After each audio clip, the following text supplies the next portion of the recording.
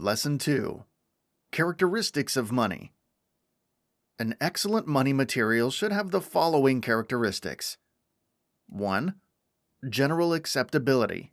It is the exact definition of money. Unless a person is certain that the money he receives in exchange for his products or services is questionable, he will not accept it.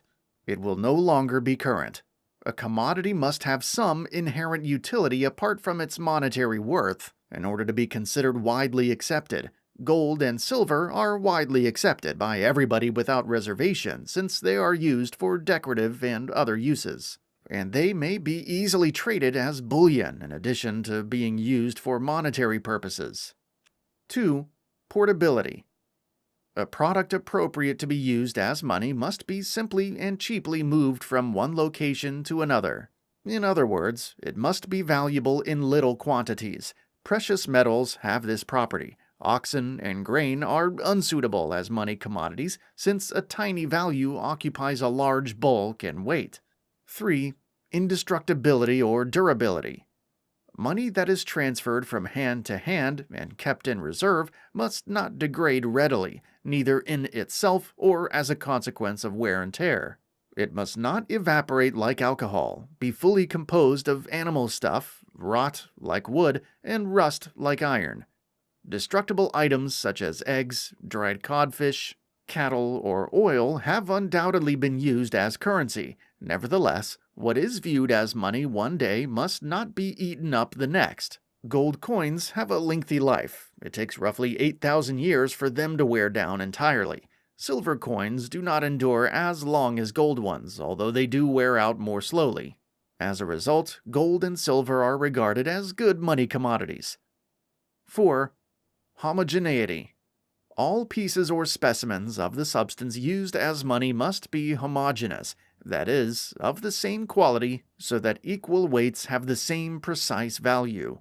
For a commodity to be used as a measure of worth, its units must be identical in every way. Gold and silver are of the same quality throughout. Their chemical and physical compositions are identical, and their uniformity is consistent throughout the mass. 5. Divisibility. The money material should be divisible, and the aggregate value of the mass after division should be almost the same as before. If we use diamonds as money and it falls from our hands and fractures, we would suffer a huge loss. This is not true with valuable metals. Their parts may be melted and remelted together indefinitely with little loss. 6. Malleability. The money material should be able to be melted, hammered, and formed into useful shapes. It should not be overly harsh or too soft. If the former, it will be difficult to coin. If the latter, it will not endure long. It should also have the impressionability trait so that it can easily accept impressions. 7. Cognizability. It refers to a substance's capacity to be easily identified and separated from all other substances.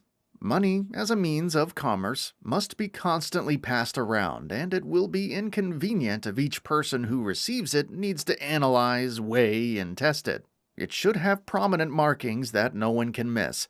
Gold and silver are instantly identified by their unique hue, metallic, and substantial weight for their little mass. And as such, they meet this requirement brilliantly. 8. Stability of value.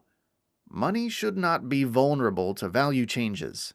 A material's value, which is used to calculate the value of all other materials, must be steady. As such, the ideal money commodity should have usefulness, portability, durability, homogeneity, divisibility, malleability, cognizability, and value stability. Did you know that the U.S. banknotes are not purely made up of paper at all? It's 75% cotton and 25% linen. And, an interesting fact, people were actually repairing the broken bills using a needle and thread during Ben Franklin's day.